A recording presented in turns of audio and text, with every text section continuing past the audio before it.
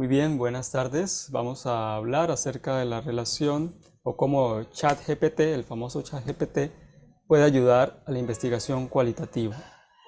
Recordemos que el ChatGPT es un modelo de lenguaje desarrollado por OpenAI que utiliza las técnicas de procesamiento del lenguaje natural para generar respuestas coherentes y naturales en tiempo real. Ahora, por otra parte, lo que es la investigación cualitativa, que se basa no tanto en mediciones de carácter cuantitativo, sino que la información la extrae de entrevistas, de formas más de otro carácter, entonces, encuestas. Entonces, por ejemplo, tiene, digamos, en principio tres métodos, que son la entrevista estructurada, la entrevista semiestructurada y la entrevista no estructurada. En la entrevista la entrevista estructurada, digamos que la información se recopila de forma sistemática, porque las preguntas son previamente definidas con un orden estratégico y con una serie de respuestas cerradas, donde la persona tiene que ir marcando sí, no o en una clasificación de 1 a 5 o de 1 a 10. De tal manera que la información al final pues ya está bastante sistematizada.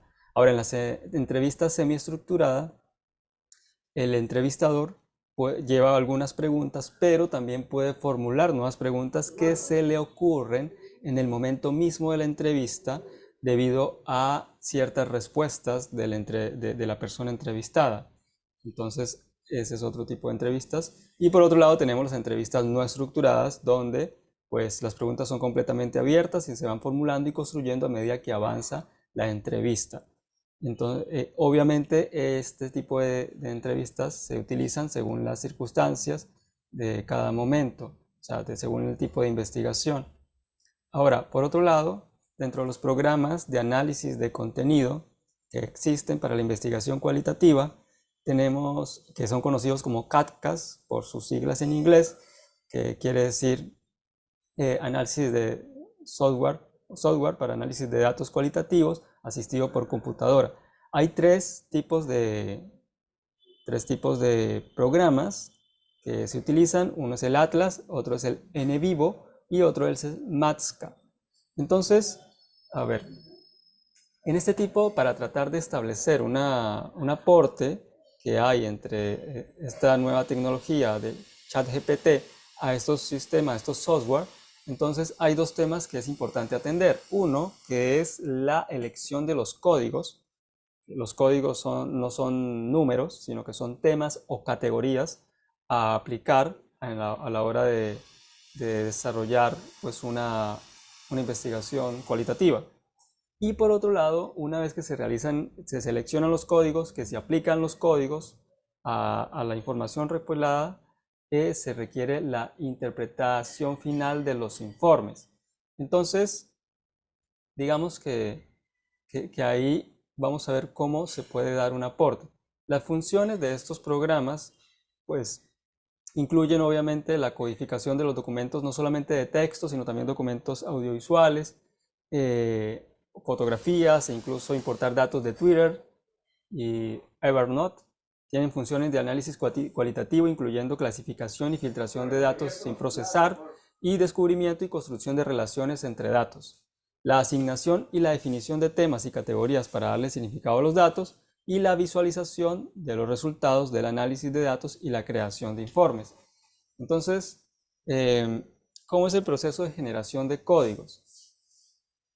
Los códigos para una investigación cualitativa se pueden hacer previamente a las entrevistas, lo cual es el método a priori, que es el método deductivo con base en la teoría que hay o la información que hay o en las investigaciones que hay respecto a esa temática, o también nosotros podemos hacer una codificación a posteriori, o sea, seleccionar los códigos de forma a posteriori, una vez que nosotros hemos realizado la entrevista. Por las entrevistas podemos de ahí deducir los códigos. También está el enfoque mixto, en el cual podemos tener algunos códigos y con base en las entrevistas adicionar algunos otros. Los programas que hay de apoyo a la investigación cualitativa, esos software, ofrecen al investigador un informe por cada código aplicado. O sea, uno tiene que ofrecerle al programa que está utilizando los códigos que está usando y el programa aplica el código y le ofrece al investigador un informe. Entonces, ¿cómo puede ayudar el ChatGPT a esta codificación? Entonces, son de dos maneras. Una es la elección de los códigos que ayudarán a la codificación de las entrevistas, ¿sí? O sea, a través del chat podemos pedirle que nos diga qué códigos son más apropiados para analizar las entrevistas, ¿sí? Y la otra opción es identificar convergencias y divergencias entre las declaraciones que se encuentren registradas en los informes finales. A ver, vamos a tratar de ver un ejemplo. Así que voy a compartir pantalla. A ver.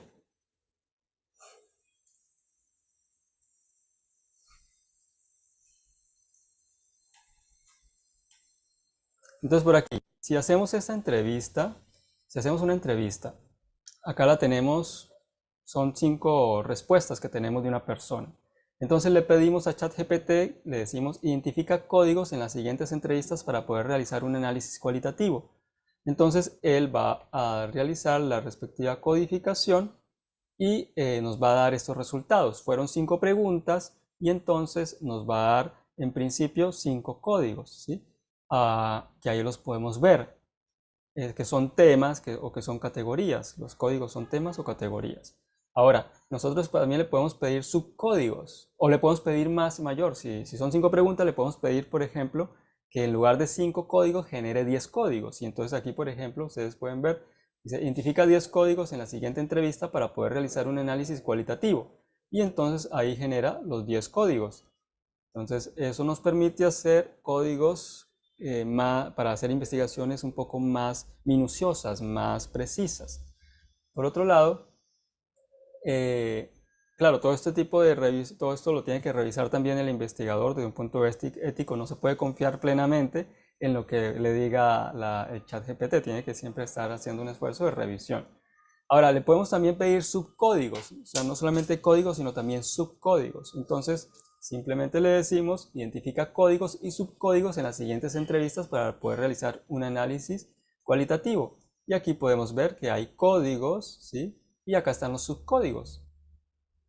En cada uno de los códigos, en el caso inicial, ¿sí? De solo 5 códigos, entonces también genera subcódigos. Ahora bien, después de este proceso será esencial chequear si los códigos propuestos son adecuados para nuestras entrevistas. Entonces, en ese caso, uno revisa, pero también requiere la participación de otro investigador para darle un mayor criterio de objetividad a la hora de seleccionar los códigos. Así que, si una vez que se seleccionan los códigos, se pasa al proceso de codificación. Y en ese proceso de codificación, uno ya entra directamente al programa que esté usando de CADCAS, que sea bien NVivo o que sea, por ejemplo, Atlas, ¿sí?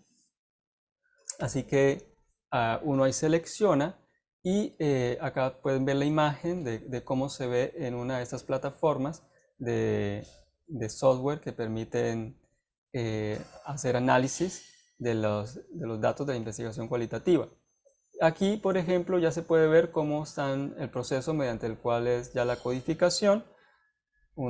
Primeramente uno debe al programa definir, crearle los códigos que ya ha seleccionado para que el programa analice la información con base en esos códigos. Ahora, una vez que el programa genera un informe correspondiente a ese análisis que hizo de la información, entonces aquí en Atlas, por ejemplo, nos genera este informe. Y entonces nosotros le podemos pedir a ChatGPT, en este informe nosotros le decimos, Atlas nos muestra convergencias y divergencias en el contenido que fue el resultado del análisis de la codificación. Entonces nosotros le podemos decir a ChatGPT que busque la convergencias y divergencias que encontró en la información en los informes que hizo el programa. Entonces nosotros recogemos los informes que tuvo el programa que usamos de la codificación y esos resultados se los ponemos a ChatGPT y le pedimos que busque convergencias y divergencias. Y entonces ahí de una manera muy sintética nos va a decir de todos los entrevistados, si son 10 entrevistados, por ejemplo, nos dice, todos los entrevistados mencionan que la inteligencia artificial presenta tanto desafíos como oportunidades para el periodismo. Mientras que la divergencia dice, el entrevistado número 2 se ve más desafíos que oportunidades en la inteligencia artificial para el periodismo y teme por que la automatización y la generación automática de contenido puedan llevar a la homogeneización de las noticias y la pérdida de perspectivas únicas y valiosas. Además, la inteligencia artificial puede ser propensa a los sesgos y a la difusión de información falsa. En cambio, los demás entrevistados ven más oportunidades que desafíos. Entonces, de esa manera, el ChatGPT nos ayuda a reducir mucho, a ahorrar mucho. Recuerden ustedes que la investigación cualitativa tiene una gran limitante y es que generalmente trabaja con cantidad de datos no muy grande, en razón porque de que analizar esa información es muy complejo, requiere mucho tiempo. Así que estos programas nos ayudan mucho a hacer el análisis, pero de todas maneras requiere un gran trabajo del investigador. Así que ChatGPT ayuda aún más a facilitar el trabajo. Así que es un gran aporte. Por ejemplo, si le decimos al programa Atlas, identifica las declaraciones positivas y negativas en las respuestas de los entrevistados, nos va a identificar todo. Ahora, según esos resultados, nosotros también le podemos decir a ChatGPT que identifique esas declaraciones. De esa manera podemos contrastar, ¿sí? Así que se convierte pues, en un aporte bastante importante para la investigación cualitativa. Ahora bien, hay que tener en cuenta que ChatGPT pues ya no va a seguir siendo así como tan open, porque resulta que ya pues se puede observar que ya está saturado y más bien ahora en la misma página, en la opción beta, se puede ver en una parte del menú que uno puede acceder también a hacer la consulta propia del chat, pero hay que pagar, ¿sí? Cosas así básicas como de 20 céntimos de dólar a 40 céntimos de dólar según las diferentes clasificaciones que haya y según las diferentes, digamos, un nivel, dependiendo de la cantidad de palabras que uno necesite, que se necesita para contestar lo que uno está pidiendo, viene el valor de cobro que se va a generar. Entonces, bueno, eso es lo que me quería presentar y muchísimas gracias.